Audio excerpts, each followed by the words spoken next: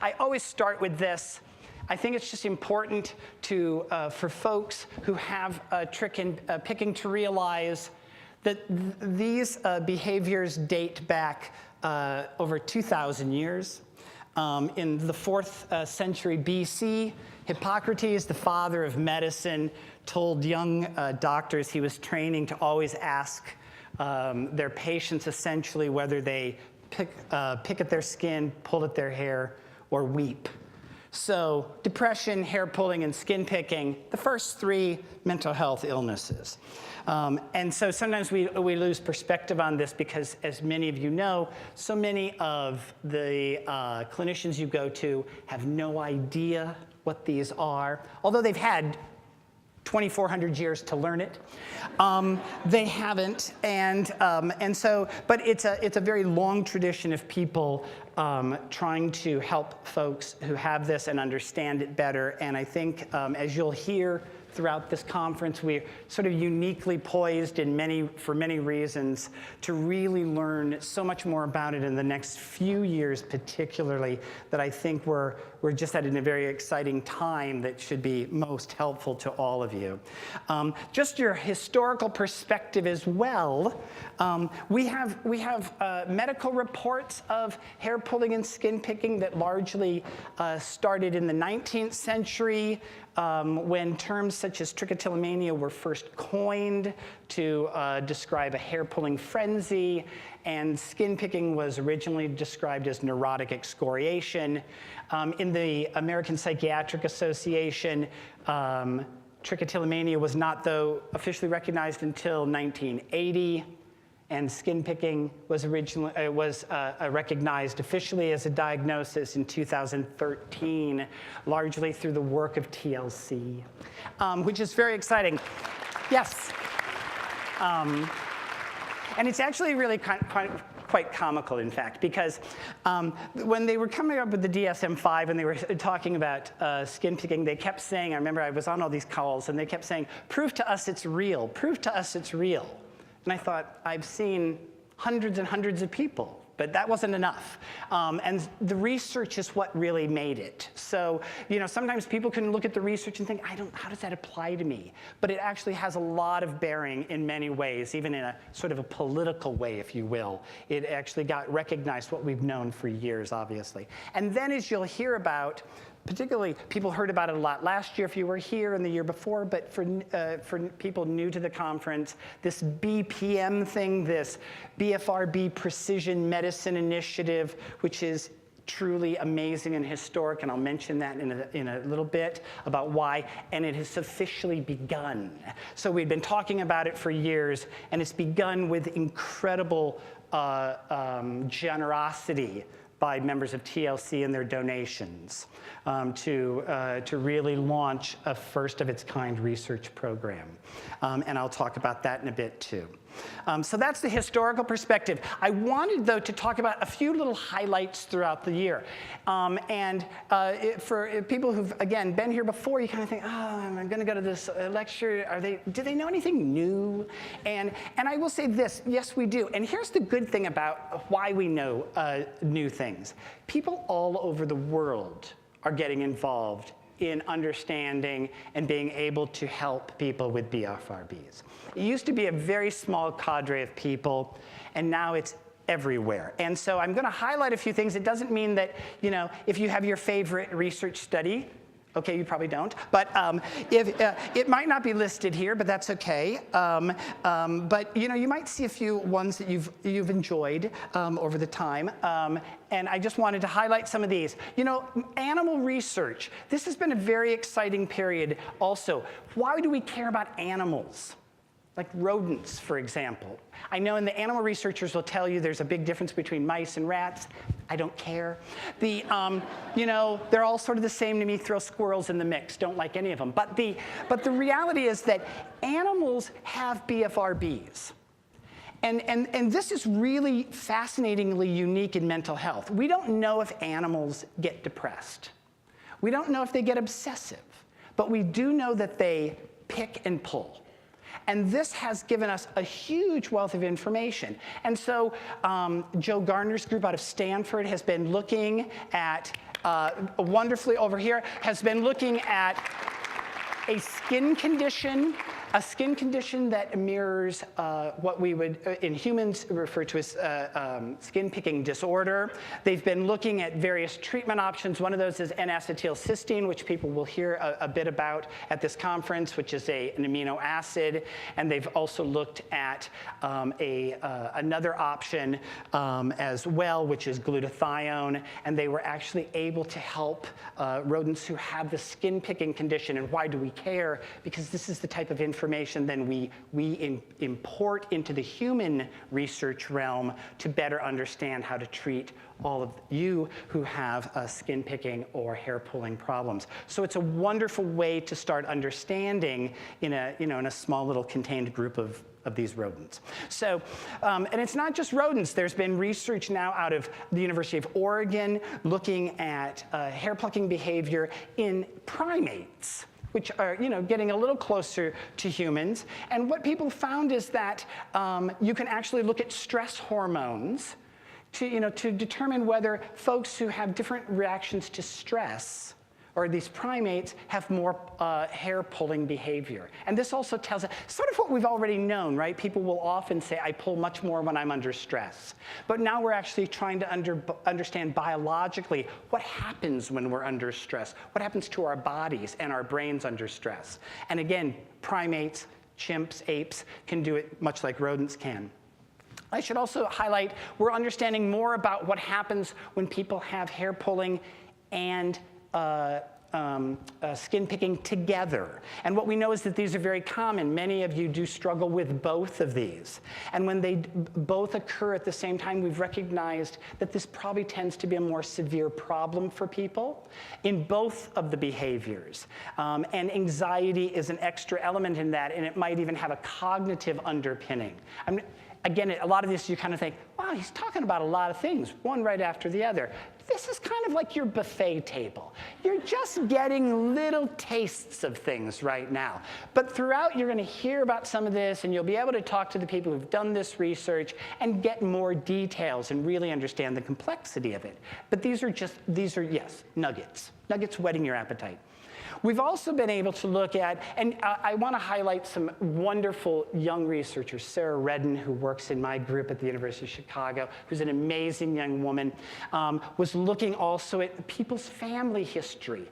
One of the things that we've tried to understand is in folks with BFRBs, is there a difference between all the people who have BFRBs, right? So you have 10 people with hair pulling. Are they all the same? Maybe they all pull their hair, but are there differences sort of developmentally, genetically, in terms of their biology? And one way to look at that is through understanding people's family history, what runs in families. And what we found is that people who have addictions in their families seem to have a bit of a different type of behavior than those who don't have addictions. And it might be slightly worse, and it might mean that they need a different treatment, because whatever is running genetically might give rise to the picking or pulling that looks the same, but it might actually be biologically different, which may help us understand when somebody says to me, you're doing X, Y, or Z for me. It helped my friend, but it doesn't help me. And then we think, what is the difference? Why is one treatment for one person helpful and not another? We've also been able to look at brain imaging scans. This is a former student of mine, Brian Odelig, who's in Denmark, who this year published a study looking at skin picking compared to people who don't have any mental health problems, and actually was able to find that those parts of our brain that are involved in creating habits are overactive in people who have skin picking, and their ability to inhibit a behavior is underactive. And so now when we look at brain scans, we often wonder, is the brain different in people and that's why they have the behavior? Or if you do the behavior, does it change your brain? We're not absolutely clear about that, but we can actually see differences. So when somebody says, I really can't stop doing this, there's actually a biological reason. It's not, oh, you're not trying hard enough. Oh, you're just a bad person or something like that. There's actually differences in the brain chemistry that we're being able to notice now by looking at people in these sort of big brain scan machines that we use. You can sort of say, that's how I deal with my colleagues. They're like, oh, big brain scan machine? We actually call them MRI machines. But you say potato, I say patata. But we've also, one of the questions that's often sort of plagued people too is, when you go to clinicians and they say, oh, you have a BFRB, it's just the same as OCD. We now know it's not, but we also know that they often frequently co-occur in the same person. But what's interesting is that the BFRB usually happens before the OCD, and it can make the OCD less likely to respond to treatment. This was out of Brown University in this past year by some wonderful researchers, Steve Rasmussen, who's one of the greatest OCD researchers ever. And what that means is that when people have OCD and BFRBs, the BFRB might need to be treated first. We tend to sort of focus on the OCD historically, and so it might be more useful. So these are ways that we might be able to help refine our treatment approaches. Folks at Kent State, Chris Flessner, who's here this weekend, and you can chat with him. He's on our scientific advisory board. Looked at a lot of young people over the years and gave them all these sort of computer batteries. And when they sit and play computer games, and it tells us about what's going on in the circuits of the brain. It's really an amazing way to sort of understand when people have BFRBs, what isn't registering or what's registering too much, et cetera. And he was able to find that, as one might expect, that folks with BFRBs have difficulties with what is called flexibility. They keep doing something over and over again. And you can sort of say, do you know you're pulling your hair? Yes, I do. Can you stop pulling your hair? No, I can't. And it's that flexibility, not being able to always take account of new, because once the habit gets going, and we can actually see this now in very sort of detailed neurocognitive sort of testing equipment, which is really quite amazing, and it gives us targets. And what's the whole point of this? Is to help people's lives, for goodness sakes. It gives us targets that maybe we can use then for future treatment approaches. So some of this you'll hear about during the conference. You think, wow, that is really nitpicky. It's like my mother. God rest her soul. I used to always send every article to my mother that I wrote. And at one point, my mother, she was a great woman. She said, please quit sending these to me. And I said, why? And she said, I don't read them. She said, they're dull. And so, unfortunately, she was right. But beyond the dullness of sometimes you're like, oh, look at all these numbers, and they talk about statistics, and people, people just want help for their loved one or themselves. I get it. But all of these little research elements give us clues. And in a world where we are getting just little pieces of a puzzle still, unlike other mental health, depression, where millions of people have been doing research for the last 100 years, the BFRBs have been a little bit behind, understandably. But so these little things that you hear about may not make sense in and of themselves, but when we're hoping that when they're put together as part of a bigger picture, that we start able to understand and, again, target treatments better. Marcia Falkenstein and David Haga out of American University, wonderful, looked at also people who had trick, and actually found that most people are not talking to people about their behavior, and what we realize is that people are really struggling alone, and they're not letting their closest friends know. They're not even letting their intimate or romantic partners know. And I think that speaks to a lot of the shame and embarrassment and the stigma of these behaviors, and that's also one of the major reasons this conference exists, is to help people understand these behaviors better and help work through embarrassment and lack of understanding about why they pull and why they pick. And they also found, which I thought was amazing, is that a lot of people want to pull other people's hair. We've always known this. And people are particularly embarrassed in this. I see this in mothers who may want to pull their child's hair. Why is this? When we go back to the animal literature, mothers groom their kids. Mothers of animals groom each other, so grooming of other folks is actually fairly normal. I always say if you kind of don't want to pick or pull somebody else, I find that less common. But a lot of people think, oh, what a horrible person I must be. And I think some of this research helps to alleviate some of that sense of embarrassment that what the person is struggling with is only on their own. Now, I should also say that there have been some great new treatment approaches.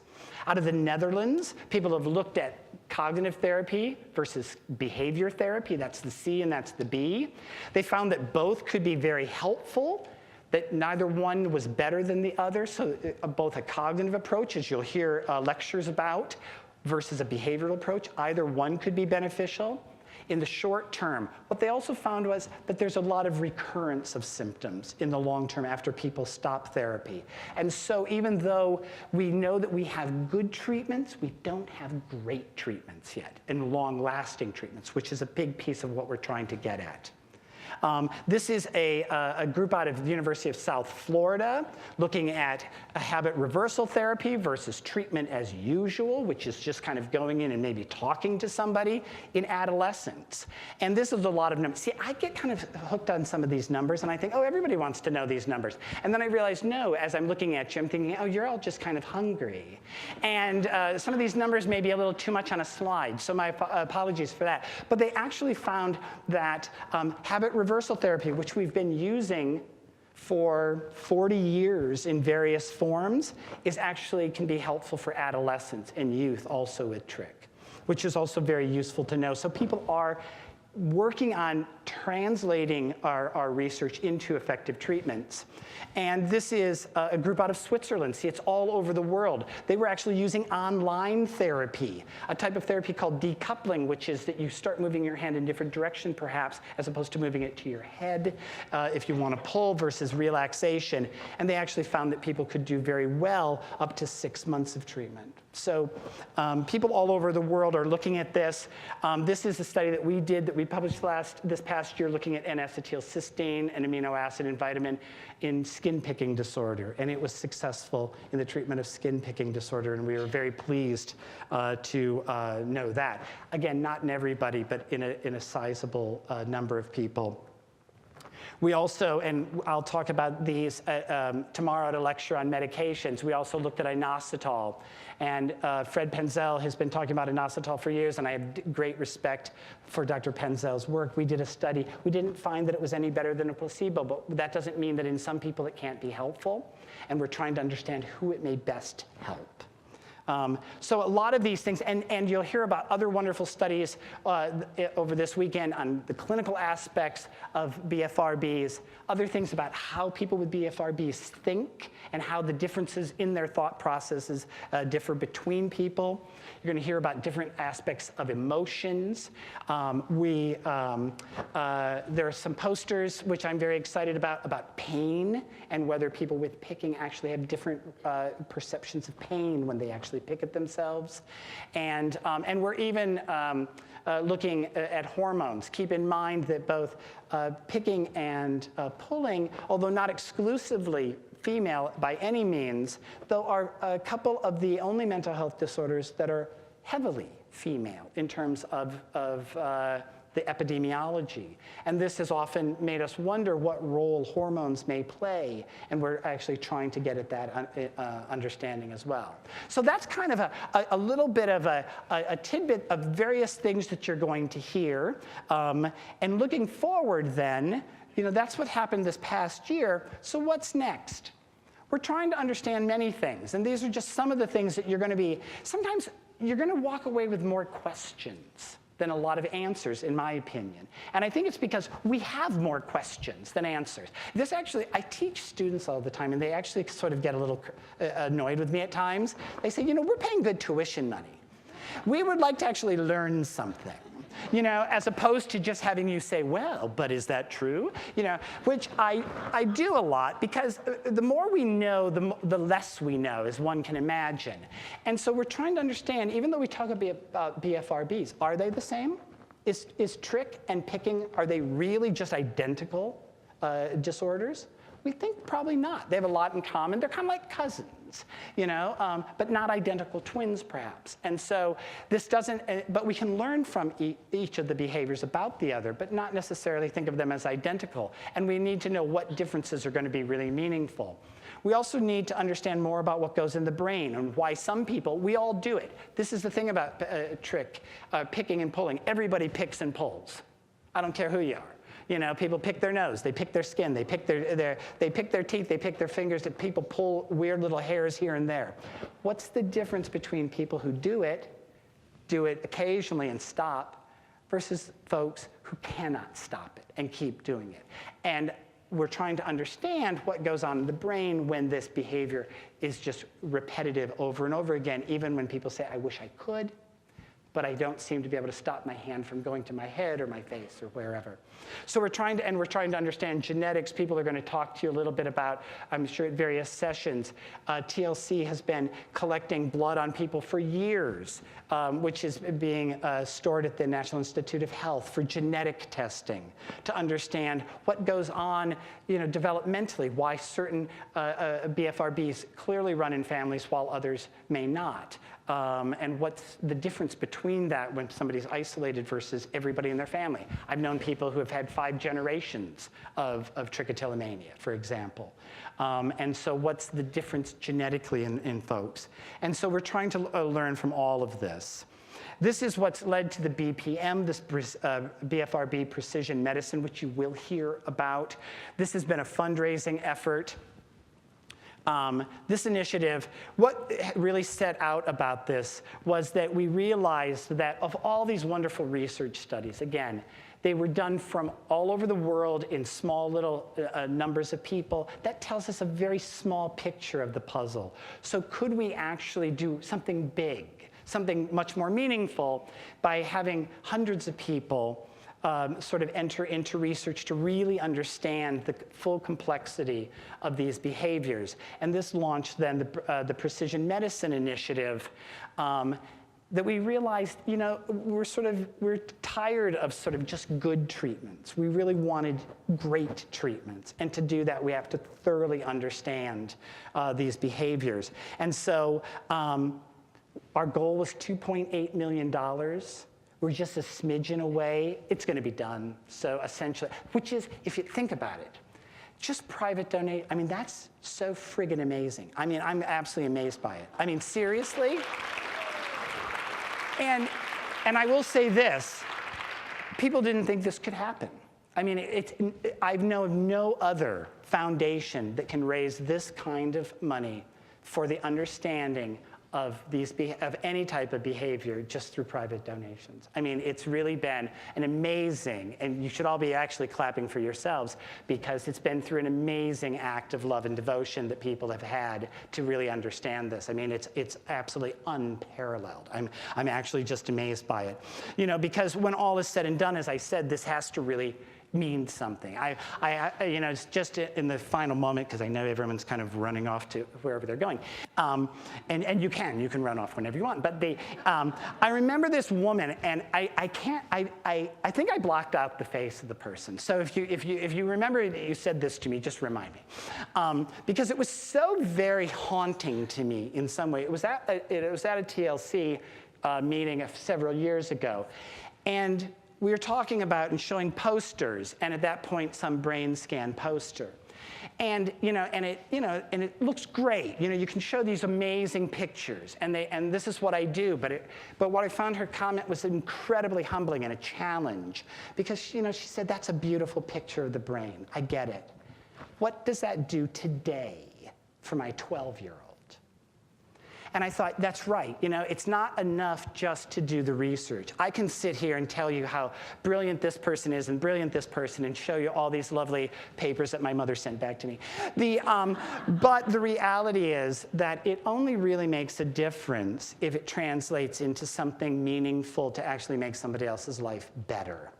And so that's what this big initiative, it's not just to be big because academics like to do things in a big fashion. And it's really because by doing this bigger research approach, we're really hoping to speed the process. We don't want to wait 2,400 years to have really great treatments. treatments. So you're going to hear about really good treatments during the conference, which I think is amazing. And I'm hoping that what you hear about, most importantly, are some of the things that may not today completely make sense to any of us, but over the next couple of years will really yield truly great treatments. So I'm hoping we'll get there. So have a wonderful conference. Thank you very much.